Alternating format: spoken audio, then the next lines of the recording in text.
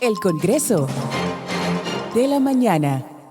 Que es un dirigente político, es aspirante a la diputación por la circunscripción 1 del partido Generación de Servidores. Está con nosotros Orlando Aracena.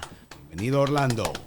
Bienvenido. Muchas gracias, Javier. Muchas gracias, Randy. Muchas gracias también a esa honorable y distinguida dama de Nicole, ¿verdad?, por hacernos la invitación de estar en este tan importantísimo programa, el Coco TV, pero el Congreso de la Mañana. Así es. De verdad que para mí es un gran honor. Reciban de Generación de Servidores un afectuoso saludo. Muchas gracias, lo recibimos. Nada, díganme, por aquí estamos. Diputado, históricamente se ha dado una contradicción entre la iglesia y la política. Y en los últimos años habíamos visto una separación, una lejanía entre una y otra. Pero ahora vemos que surge el partido Generación de Servidores, que tiene una vinculación muy directa con la iglesia. Y pregunto yo, ¿no es esto una contradicción? Lo religioso debería mezclarse con lo político con lo religioso. Fíjate, hay algo. Sí, yo utilizo en las redes, hay una pastora, que ahora no recuerdo el nombre, que ella dice que Dios es político. Que Dios es político. Claro, mira. Es interesante, eso me gusta. O sea, Dios nos manda a nosotros a intervenir en la política. ¿Cómo así? ¿Cómo? ¿De qué manera lo manda? Si tú observas desde los inicios de la Biblia, Dios comienza primero creando la primera institución, que es la familia. Crea esa civilización. La religión cristiana, y yo quiero que me entiendan, cuando hablo de la religión, estamos hablando de todas las sectas cristianas que llevan los principios cristianos. Los primeros gobernantes eran de la iglesia. O sea, lo que se forma desde los inicios de la era cristiana, desde que comenzó a escoger a David como su rey, el rey de Israel, ¿verdad? Sí. El pueblo escogió a Saúl y Dios había elegido a David. Y de ahí en adelante siempre ha habido un papel protagónico de los hombres de Dios dirigiendo los pueblos. En la dirección de los En la pueblos, dirección. sí. Pero ¿qué ocurre con eso? Ustedes saben que estamos hablando de países que eran potencia, ¿verdad? Eran los que dirigían el mundo, y luego surgieron otras potencias ya por los lados del norte. Y entonces, con la conquista, ya vienen con otra temática de hacerle creer a los creyentes que no era bueno participar de la política. Ok. Ahí van alejando entonces, Sí. pero en sí la esencia sería que de una manera u otra el cristiano esté dentro de la política. Claro, es que lo dice Proverbio 29:2. Dice que cuando el justo gobierna, refiriéndose a los hombres de Dios, dice que el pueblo se alegra. Sí, realmente. Y dice que es diferente cuando gobierna el impío, que entonces el pueblo gime. Okay. Y esta parte uno tiene que verla desde un punto de vista, pero también hay que darse cuenta que Jesús, en uno de sus mensajes, cuando él le pregunta, ¿de quién es esta moneda? ¿Qué rostro se ve en la moneda? ¿Te entiendes? Yo le dice, no, ¿de quién es ese rostro? Del César. Él da un mensaje geopolítico cristiano. Ajá. Porque él le dice, pues darle al César lo que es del César y darle a Dios lo que es de Dios. Se le está diciendo a los líderes, miren, a ustedes se les ha dado la potestad de que ustedes dirijan Ajá. lo que es la parte terrenal.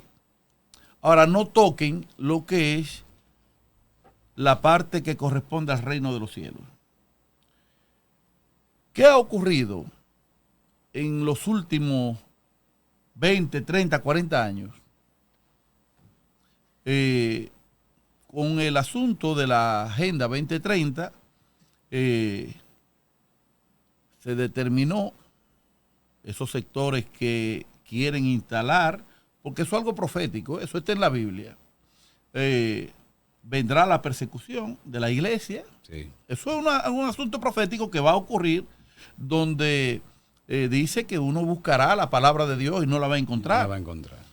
Hoy en día, para cuando yo me convertí en el 1980, para mí eso era algo insólito. Yo decir, ¿cómo van a hacer desaparecer la palabra de Dios? No, eso es como extremista. No es posible. No es posible.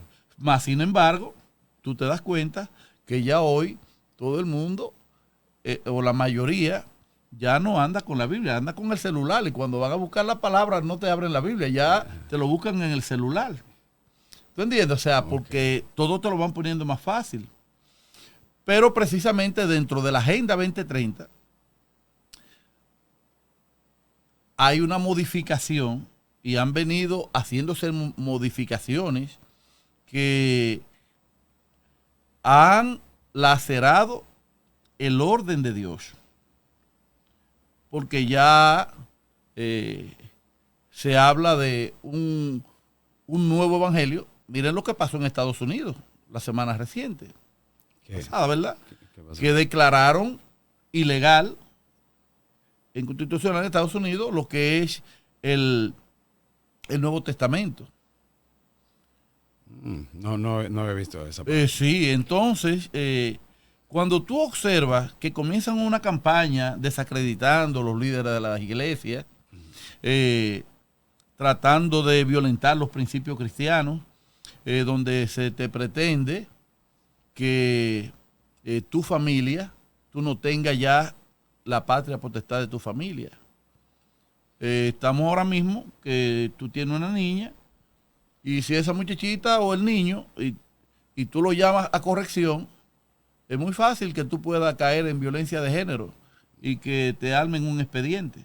Todos los candidatos de Generación de Servidores son religiosos, pertenecen a una religión, son de la iglesia evangélica o también hay de otras religiones. O hay algunos que no son directamente de una religión, pero que lleva los parámetros de generación. ¿Cómo se maneja esto? Mira, por ejemplo, mi primer conocimiento, yo fui monaguillo. Ok. Fui muchos años monaguillo. Allí en Santo Domingo. Yo nací en Santo Domingo. Luego vinimos aquí a Santiago en 1980. Okay. Pero nosotros éramos monaguillos. Luego tuve un encuentro con Dios. Ahí me llevaron a estudiar al Colegio Evangélico Efraín. Okay. Y ahí entonces pasamos a...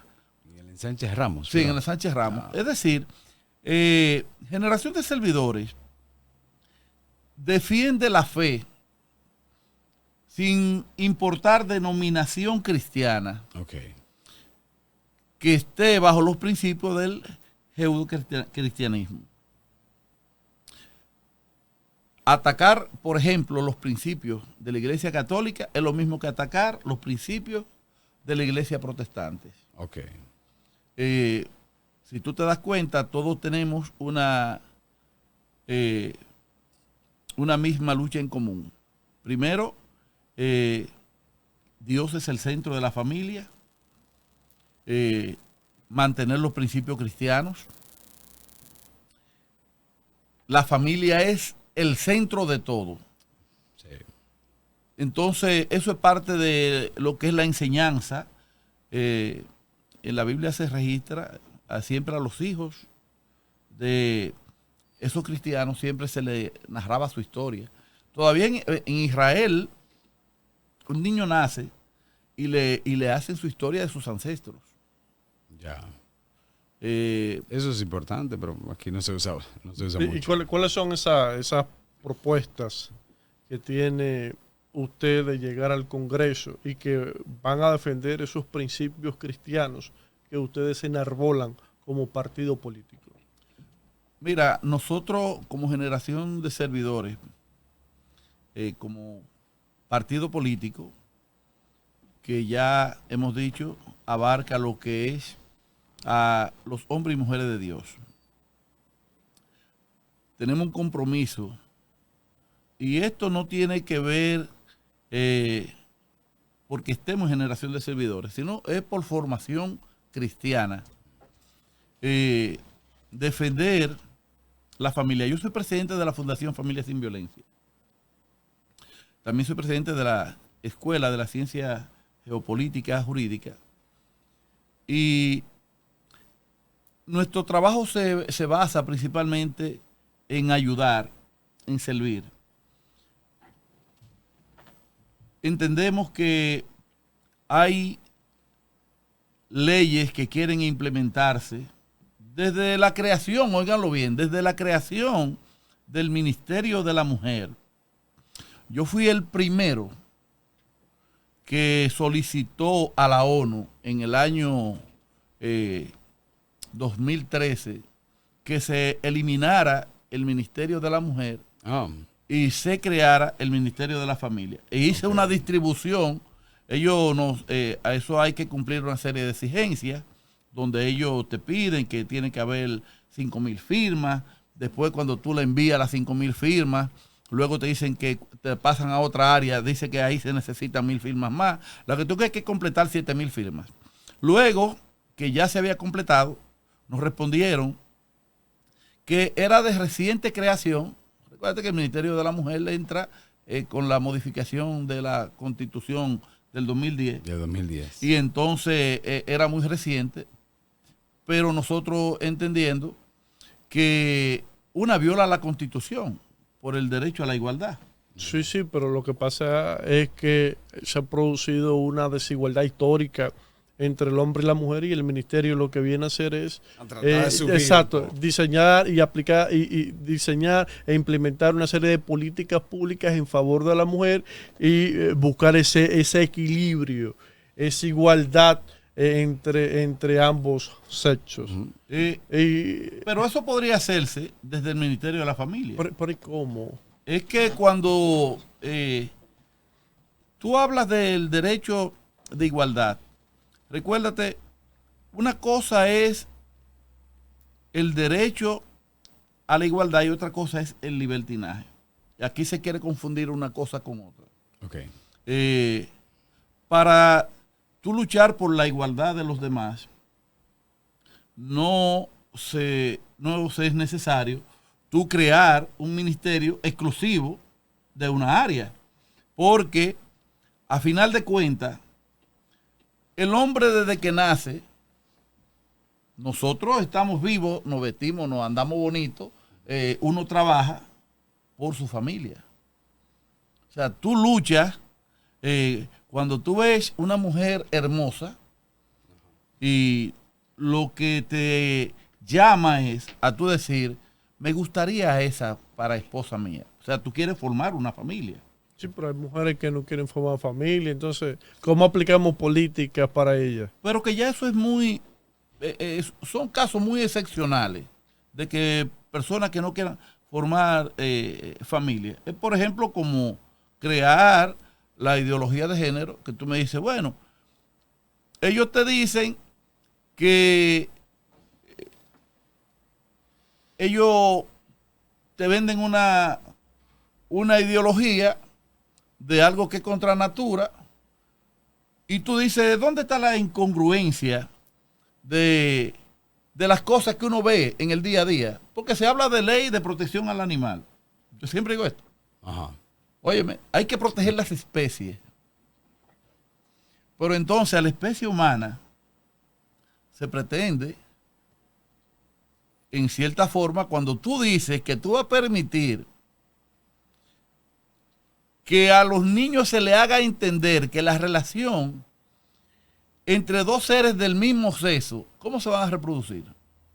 No, eso no hay forma, pero en un aspecto, la idea, en un sentido, es también proteger, o sea, ese niño tiene la libertad de ser, si es hombre, bueno, pues obviamente elegir a una mujer, pero quizás con la misma discriminación que ha habido y esa persona que quizás por error, por equívoco, por psicología, por decisión, por lo que sea, si tiene otra decisión, bueno, que tampoco sea marginado. Ese es el propósito y sobre todo respetado, entendiendo que no va con la naturaleza, pero que de todos modos no sea marginado porque es un ente de la sociedad. Pero ¿cuáles otras propuestas tenemos o para entonces sí, continuar mire, avanzando? Nosotros, como candidato a diputado, hicimos en el 2013 una solicitud a la sala capitular sobre lo que es la construcción del parque temático de rehabilitación familiar, donde nosotros a través de este proyecto buscamos ser un aporte para que se separe lo que es los problemas de violencia intrafamiliar, se diferencien de lo que es la delincuencia común. O sea, tú no puedes tratar los problemas de familia como si fuera delincuencia común. No, pero hay una diferencia con la unidad el centro de violencia intrafamiliar. No entra a la violencia general, solamente son los casos de violencia entre la familia. Sí, pero él hace referencia al peso. Es que mira qué es lo que pasa. Por ejemplo, condena, el tipo mira de qué es lo que pasa. Cuando a ti se te va a tratar por asuntos de familia, no se toma en cuenta. Primero, tú tienes 3 hijos, 4 hijos con una mujer. Y por un problema, en la mayoría de los casos, te lo digo yo como abogado penalista y que trabajo en esos casos, hay problemas que se dan de violencia de género. Se dan. Claro. No lo vamos a ocultar. Es un flagelo que está afectando día Pero a día al país. Aquí, señores, nosotros tenemos un ministerio público que tienen que presentar números y usted se sienta ahí en el ministerio, en el Departamento de Violencia Intrafamiliar, y usted los ve sugiriéndole personas que lo que necesitan quizás una orientación psicológica. Todas las mujeres son celosas, igual que muchos hombres que son celosos.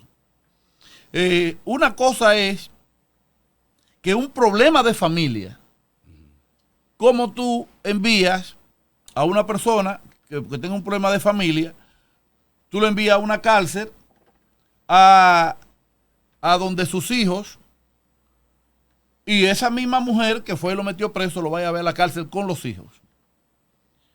Pero ¿cuál sería la propuesta exacta? La propuesta de nosotros es, con la creación del Parque Temático de Rehabilitación Familiar, es que los problemas de familia sean tratados como asuntos de familia, donde el profesional de la conducta lo trate.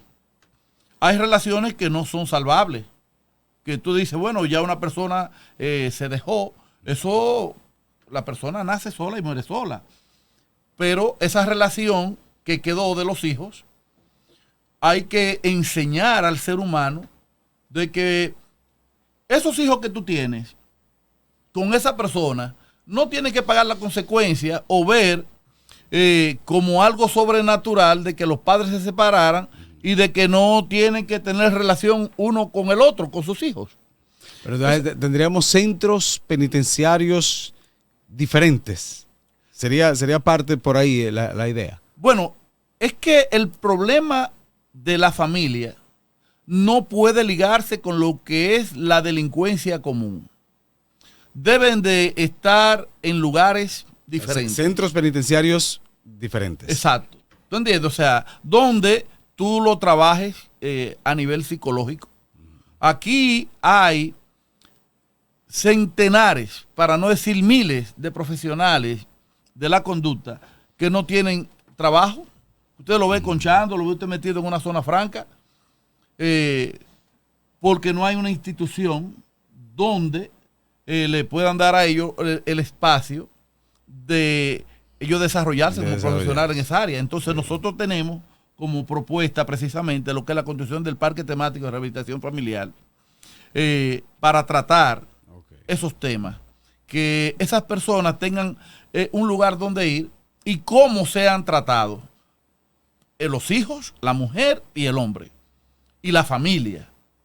Por ejemplo, en el caso de un feminicida que va adentro también, también tendría ese trato aparte, también se iría a ese centro también. Es que, por ejemplo, el término feminicida aquí se utiliza en República Dominicana y se usa de forma incorrecta. Bueno, pero Sí, a ese hombre que le pero- quitó la vida a la pareja, a la esposa, a la madre de sus hijos, para no abarcar ya Sí, en pero la esas parte- personas deben ser tratadas, deben ser llevadas a un centro psiquiátrico. Porque esa persona, bueno, en estos días se vio que un muchacho que estaba preso mató a la mujer en la cárcel. Sí, Porque hay que ser... sí, es un tema un poco aparte. Hay que ser diferente. realista, o sea, la relación hombre y mujer siempre va a existir. Entonces, una persona, tú dices, bueno, él mató a la esposa, sí, esa persona se va a condenar y tiene que ser condenada y imponérsele la pena más severa, pero esa persona debe ser llevada, debe ser tratada. Porque recuerda que es una persona que tiene un problema mental. Aunque se supone que el propósito de los centros penitenciarios es de rehabilitación, o sea, para todos, para el delincuente común, como usted le ha dicho, para el que roba, para el que salta, para el que debería ser de rehabilitación para todos, y dentro de los centros debería haber entonces ya quizás ese mismo, un programa para el que consume drogas, para el que roba, para el que viola y entonces para también Sí, el que le quitó lo la que vida pasa es, miren, que dentro de la propuesta, nosotros con relación a esto, tenemos la propuesta de lo que es la ley de inclusión social. Porque todo esto debe de ir a la mano. Nosotros hemos propuesto la ley de inclusión social para poder dar al traste con esos problemas. ¿Qué procuramos nosotros con la ley de inclusión social? Que así como tú dices, bueno, deben haber esos centros, hay que crear en esta ley una modificación a la ley que crea las Fuerzas Armadas, la ley que crea la Policía Nacional, la ley que crea el Ministerio Público, al mismo Código Procesal Penal hay que hacerle varias Sí, siempre hay que modificaciones, modificar. y a la ley 122-05, para que ese trabajo de investigación, esos órganos de investigación, se puedan incluir a los líderes de las iglesias, a los líderes de los clubes deportivos, a los líderes de la Junta de Vecinos y a los líderes que dirigen instituciones sin fines de lucro que trabajan afines con los problemas de la comunidad. Para que entonces esas personas se le pueda dar seguimiento. Por ejemplo, nosotros tenemos un cuerpo de vigilancia que inmediatamente cuando se da una situación y ellos nos dicen, nosotros le damos seguimiento. ¿Quiénes ustedes? ¿Quién es? La Fundación el cuerpo? Familia Sin Violencia. La fundación, perfecto. Nosotros como fundación. Mire, diputado, la República Dominicana tiene otra gran problemática, que es el tema de los embarazos de adolescentes. Y tenemos un problema de base, que es la educación sexual. Muy poca educación sexual, en los centros inexistente, en la casa inexistente. Y bueno, al final los niños y niñas terminan teniendo relaciones sin ningún tipo de orientación, sin ningún tipo de protección, terminan embarazadas. Eso mantiene a esa familia en la pobreza, y la futura familia de esa niña y ese niño pues también están casi condenados a la pobreza. ¿Cuál es la propuesta que ustedes tienen con relación a ese tema de la educación sexual? Mira, precisamente cuando tú encaminas a un joven, a un niño, desde que tú comienzas a instruirlo en la palabra de Dios, tú ves que los comportamientos son diferentes. O sea, si tú ves el comportamiento de un niño que se cría en una familia con principios cristianos, el muchachito tiene una formación diferente. Porque hay interacción en la familia. O sea, tú te sientas a hablar con el niño, a explicarle. Yo recuerdo siempre a mis nietos, a los hijos míos lo enseñaba yo mismo a bañarse y todo eso, y uno los varones, uno le enseñaba y le iba diciendo lo que era bien, lo que era mal. El niño necesita orientación familiar. O sea, tú tienes el derecho a tú orientar a tus hijos según tú fuiste formado. Ahora mismo, lamentablemente, el propio Estado Dominicano, y digo el Estado Dominicano para que no se vea que estamos atacando un partido político per se, porque esto es un problema que no ha sido resuelto por ninguno de los gobiernos del siglo XXI. Ningún gobierno ha planteado la solución de esto, porque a final de cuentas, tú dices, bueno, la esposa mía puede quedarse en la casa y yo puedo salir a trabajar. Pero ¿qué ocurre? Que el sueldo que a ti te pagan no da para tú mantener a tu familia. La mujer que quisiera quedarse a atender los hijos, la obligan, ¿por qué? Porque tú tienes que pagar una tarifa eléctrica muy cara, una tarifa de agua cara, una canasta familiar cara. Es decir, es el propio Estado que te obliga a ti a tú salir de la comodidad de tu hogar a tú tener que irte a trabajar. Y entonces no hay una planificación de que tú digas, bueno, por lo menos los hijos míos. Mira, yo le doy mucho seguimiento a través de la Escuela de la Geopolítica. Si ustedes ven los niños de China, Japón, esa gente, los muchachitos, inclusive para allá, para las escuelas, los niños desde que ya comienzan a caminar, el muchachito aprende a cotejar sus cosas, aprenden a prepararse el desayuno. Aquí quieren introducirle al niño temas que no son de niños. O sea, primero vamos a formarlo. Vamos a darle una formación. Pero, diputado, lo que pasa es que los hijos de usted van a recibir esos principios cristianos, esos valores humanos y cívicos de que deben ser buenas personas, de que deben ser buenos ciudadanos. Pero el que vive en la 42 o en Capotillo o en algún barrio de eso que no, donde el padre es inexistente, donde la madre no es la mejor referencia y no le importa ese niño. ¿Qué hacemos entonces con ese niño? ¿Quién los va a educar? Alguien debe educarlo, alguien debe decirle, debes hacer esto, debes hacer aquello. Si vas a tener relaciones, debes protegerte, porque las vas a tener. Eso es lo que nos dicen las estadísticas. Ese problema va a quedar resuelto, señores, con la ley de inclusión social. Porque recuerda que te he dicho, en esta modificación que se va a hacer con la ley de inclusión social, que es nuestra propuesta, tú estás procurando de incluir en esos órganos a lo que son los líderes de las comunidades, que van a tratar cada uno de esos temas, que te van a decir a ti que, por ejemplo, la 42 no va a ser la 42 de hoy.